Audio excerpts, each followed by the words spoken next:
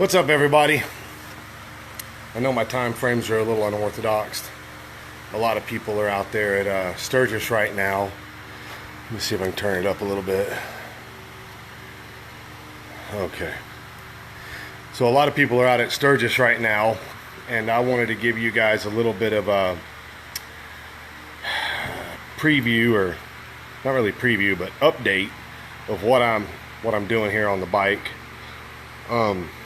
How much progress I've made and what all I'm doing.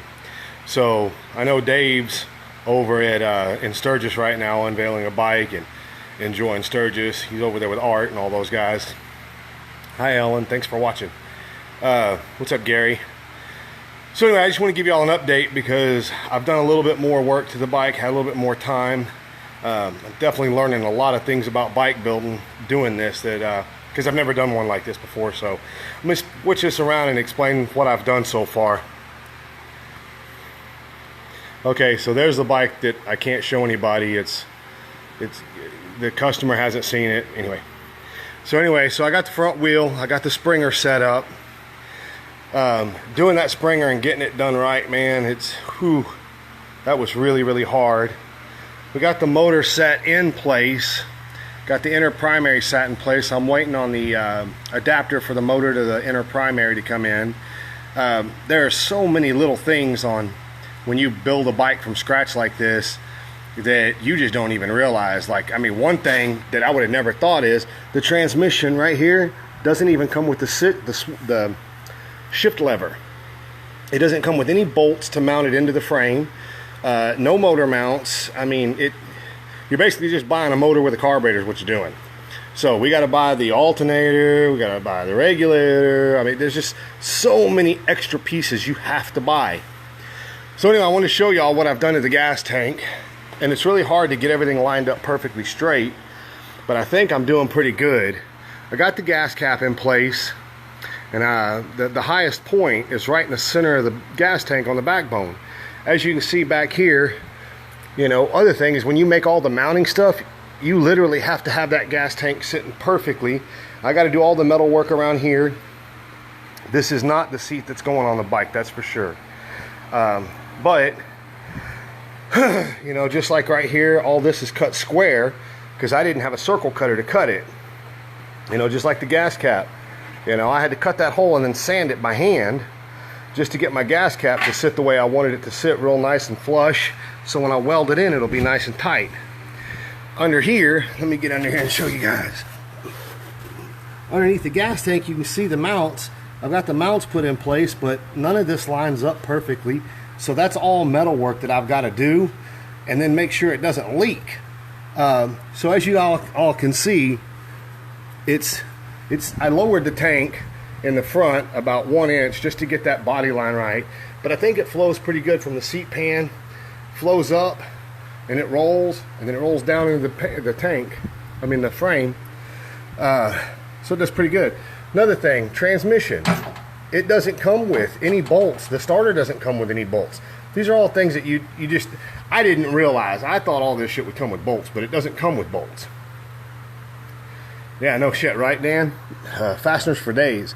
The exhaust I'm running, I was going to hand build an exhaust, man, but after looking at everything and just seeing what I'm doing, there's already an exhaust from Terry Klein that I bought, and I was going to use on another bike, but it's just too hot rod looking. Well, the exhaust looks perfect for this bike. The only thing is it rubs the paint right here, so I'm going to have to cut the tip off the exhaust, and I'm going to have to clock it and shorten it by 1 inch just to make sure it doesn't rub. And then I'm going to have to put baffles in it. But anyway, I wanted to show you guys all this. You know, getting that front end done, man, that was a son of a bitch by myself. But let me see if I can't back up a little bit, see if you guys get a little bit of a profile on the bike, see if I can get it. But you can see, I mean, the profile on the bike's pretty good.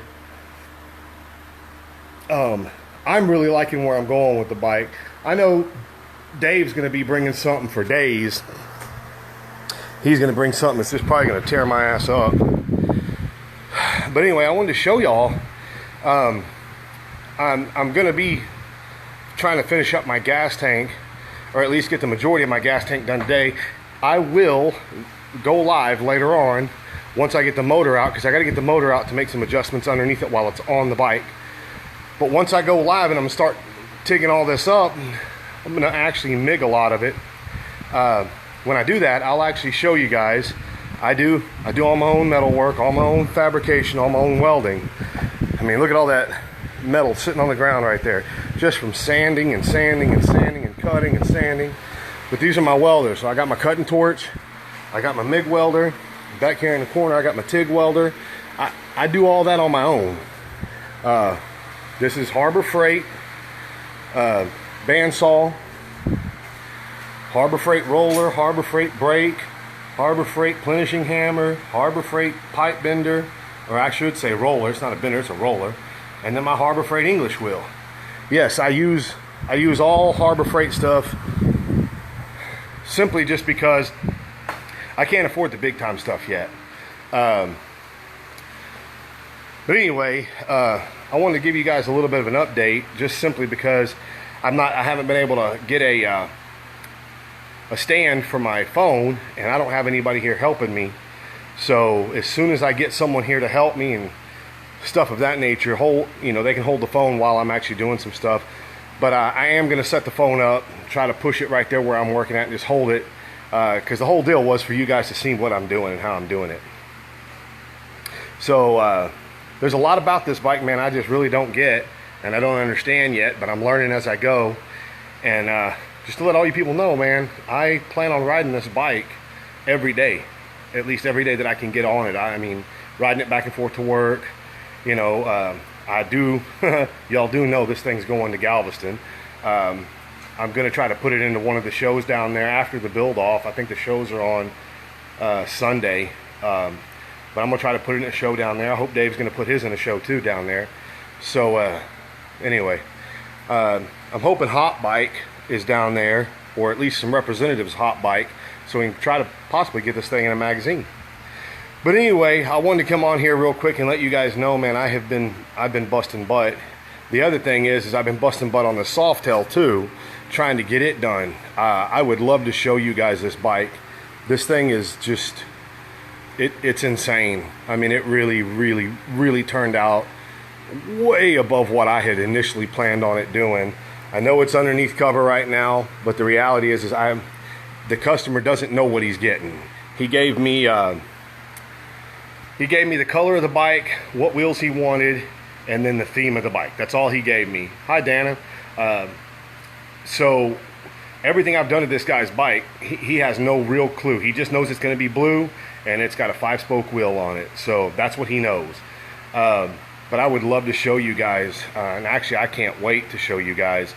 This thing is really awesome. Oh, another thing. I wanted to show you guys this. Just so y'all know, let me go outside real quick. I would like to give a huge shout out to Chris Sasser. I think that's his last name. I hope I pronounced it right. This guy, out of his own pocket, for himself, nope. And he's probably maybe even get mad that I even say he did this for us. But out of his own pocket, he decided to get the grind banners made. So check this out. So these banners are 10 foot by 4 foot. The reason that there's so much space on both sides is because what we're going to do is, like, I'm going to hang one in my shop. Dave Mazingo's going to hang one in his shop. When we are done with our build, I'm going to autograph this thing somewhere over here or over here, and the next garage jockey is going to get the banner to hang in his shop. So what we're going to do is every time we build, and every time there is a builder, we're going to take and give these banners to the next builder, and every time there's a build off, the garage jockeys get one banner, and it always goes to the next garage jockey. It doesn't ever go to a professional. The professionals have their own banner, so their banners go to nothing but professionals. We're going to autograph these things with the dates on them of the build off. So it'll be like August 1st through November 1st. That's the build off dates. I'll autograph it, garage jockey, and the dates. The next garage jockey does his, he autographs it with his dates. The next garage jockey, the next garage, so on and so on and so on. When we are officially finished with this build-off, however long it may last, 2, 3, 4, 5 years, hopefully on TV, we're going to take the garage jockey banner with all the signatures on it. We're going to raffle it off to the highest bidder. Or we're going to raffle it off. You just buy a ticket, and after we, we'll pick a ticket, and that's the person that wins it. But all the money from these 2 banners is going to go to a charity. I'm personally leaning towards children's cancer research is what I'm leaning towards. I know that because there's 2 banners, it can be 2 different charities. So I expect the pro builders to pick a charity that when they're completely done with theirs, they will auction theirs off, or they will do raffle tickets and raffle it off. But hopefully that's just another little piece that we can do to actually get some money for some awareness for cancer. I know I would, if it was up to me, it's going to be, I would like it to go, ours to go to like Texas Children's Hospital, St. Jude's, or something like that, where they do children's cancer research. But anyway, I wanted to say thank you so much, Chris. I can't even explain to you how much this means to me that you took the time and you took your money and you decided to make these banners for us. That means a lot to me. I mean, it really does. And then Bruno for helping out with the t-shirts.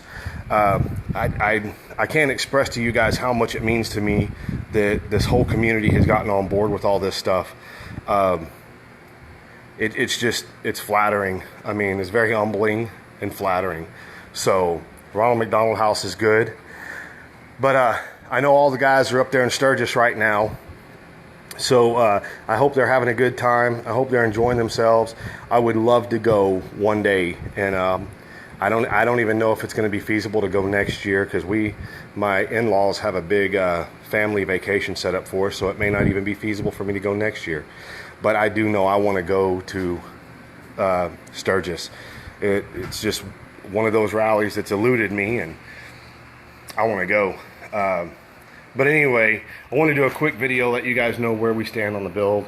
I'm busting my butt because there is so much left to do. The gas tank was about 90% of the fabrication. I still have to figure out how I'm going to fabricate some other parts and some other stuff I'm doing. But I'm very honored and very privileged to be doing this. But anyway, you guys go have a great day, and I will hit you up later.